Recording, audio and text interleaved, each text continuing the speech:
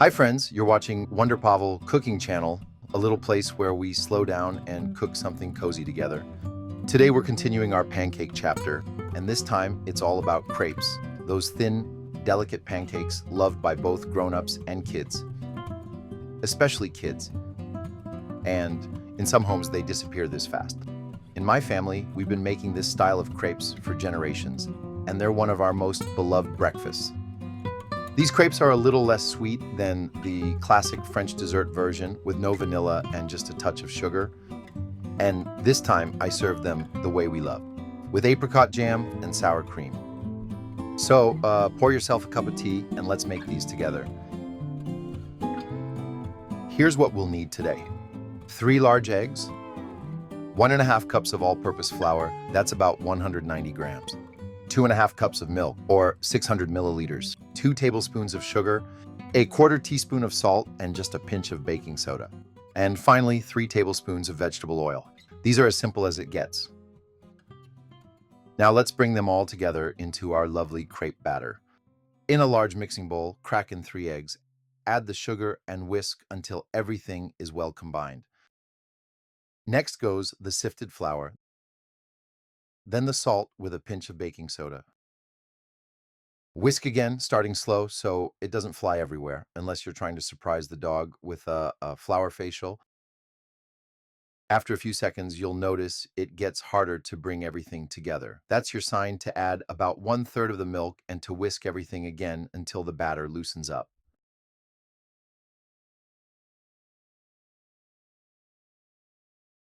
Once it's more manageable, I pour in the rest of the milk and keep whisking until it's smooth with no lumps left.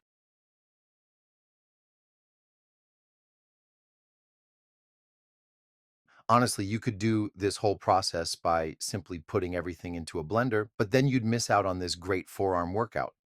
At the very end of mixing, add 3 tablespoons of vegetable oil or any oil you like. Today I'm going with vegetable oil, but melted butter works beautifully here too.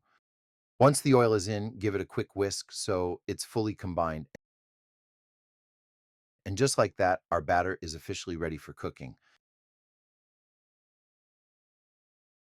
Before we start cooking, I want to share a little trick with you. It's something I use to spread oil evenly on the pan for crepes, and all you need is a potato.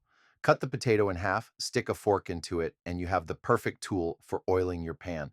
With this simple trick, you'll always have just the right amount of oil, and your crepes won't turn out greasy. It's that simple. Give it a try. First, heat your pan over high heat. It needs to be really hot before we start. When your pan is hot, dip the potato into a little vegetable oil and lightly coat the surface. I'm using a regular 12-inch nonstick skillet here, and a crepe pan might be perfect, but this one's been in the family long enough to earn the job. Now, pour in a small ladle of batter and quickly swirl the pan so it spreads into a thin, even layer. The first side will take about 30 to 45 seconds. You'll know it's ready when the edges start to lift and turn golden.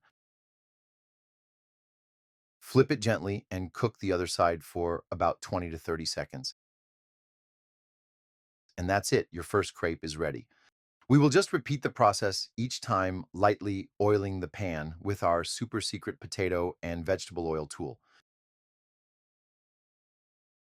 And there's something almost meditative about this part. Pour, swirl, flip.